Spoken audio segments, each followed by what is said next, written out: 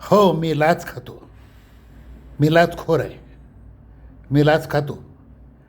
पण मी लाचखोर कसा झालो?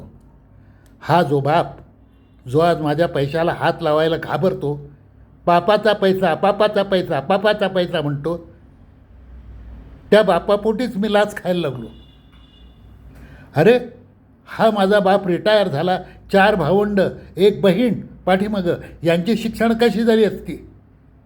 यांची पेन्शन अपुरी, जेमतेम खायला अन्न मिळत होतं यांच्या पेन्शनीवर. बहीण डॉक्टर झाली, MD झाली, गायनॅक. कशी झाली? कोणाच्या जोरावर झाली? कुठल्या पैशावर झाली? आज हा सगळं विसरला आहे.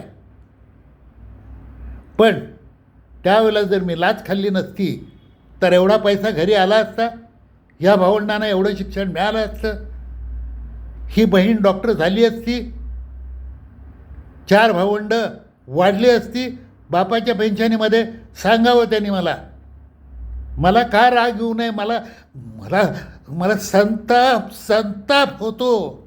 माझा बापच जेव्हा मला लाचखोर म्हणून हिणवतो तेव्हा.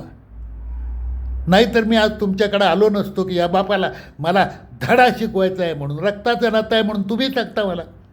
माझ्या रक्ताच्या नात्याची जाणीव तुम्ही मला करून देता. साहेब, कुठलं कसलं रक्त? आता मला हिणवतं ते रक्त? त्यावेळेला गरज निर्माण केली ते रक्त? की गरज होती तेव्हा ह्यात माझ्या पापाच्या पैशावर माझी भावंड शिकवली ते रक्त? तुमच्याच्याने होतंय तर होय म्हणा माझं काम. तुमच्याच्याने नाही होत तर माझा नमस्कार तुम्हाला. पुन्हा मी तुमच्या दारात येणार नाही.